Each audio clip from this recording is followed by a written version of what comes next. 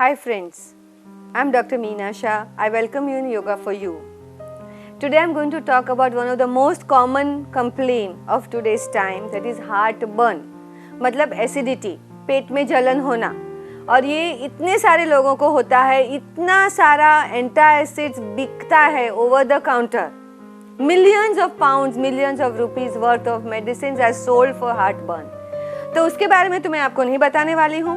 मैं आपको बताने वाली हूँ कि आप क्या कर सकते हैं हार्टबर्न कम करने के लिए. कौन सी स्पेसिफिक एंड प्रैक्टिकल टिप्स है जो आपको हार्टबर्न और एसिडिटी कम करने में हेल्प कर सकते हैं. चलिए इसके बारे में आगे जानते हैं. सबसे पहले तो जान लीजिए कि जो हार्टबर्न ट्रिगर करता है वैसे खाने आप कम खाएं.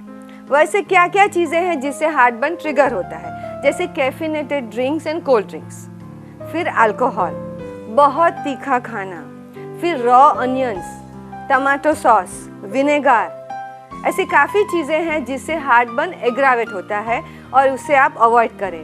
किसी किसी लोगों को ऐसे भी होता है कि साइट्रस फ्रूट से और साइट्रस फ्रूट जूस से भी एसिडिटी बढ़ जाती है, हार्टबर्न बढ़ जाता है. तो आप अपने आप ही नोट करें कि किन चीज़ों से आपकी एसिडिटी बढ़ती है और उसे अवॉइड करें. फिर एकदम से टाइट कपड़े नहीं पहने. ऐसे देखा जाता है कि बहुत टाइट बेल्ट बांधने से, गार्टर्स पहनने से भी एसिडिटी बढ़ जाती है. रात को देर से मत खाएं, क्योंकि जब आप रात को देर से खाते हैं और जब डाइजेशन एकदम स्लो डाउन हो चुका है तो आपको एसिडिटी, बर्निंग और हार्टबर्न बढ़ेगा. जब भी आप लंच लेते हैं तो स्लोली लीजिए और लंच के बाद 5 मिनट 7 मिनट भी थोड़ा आराम कीजिए. फिर कहा जाता है कि stress and heartburn has a direct connection. तो आप अपना स्ट्रेस लेवल भी कम करें. जितना भी आप देखेंगे कभी भी स्ट्रेसफुल पीरियड है आपके ऑक्यूपेशन में, उस समय हार्टबर्न की फ्रीक्वेंसी बढ़ती है, क्योंकि इमोशंस की वजह से आपका वेगस नर्व स्टिमुलेट हो जाता है. वेगस नर्व स्टिमुलेट होता है तो एसिड सिक्रेशन बढ़ता है और आपको हार्टबर्न भी बढ़ेगा.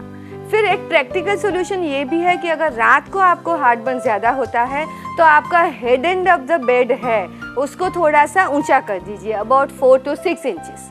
वहाँ पे आप वुडन छोटा सा प्लैंक रख दीजिए ताकि वो थोड़ा ऊपर हो जाए.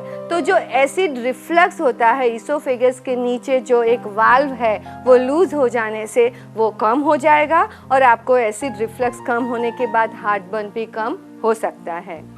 कोई लोग इतनी एक्सरसाइज करते हैं और इस तरह की एक्सरसाइज करते हैं स्टमक की कि जिसकी वजह से आपको हार्टबर्न बढ़ सकता है. तो find out from your exercise instructor कि which exercise aggravate your heartburn and avoid doing them. तो उससे भी आपको फ़ायदा हो सकता है.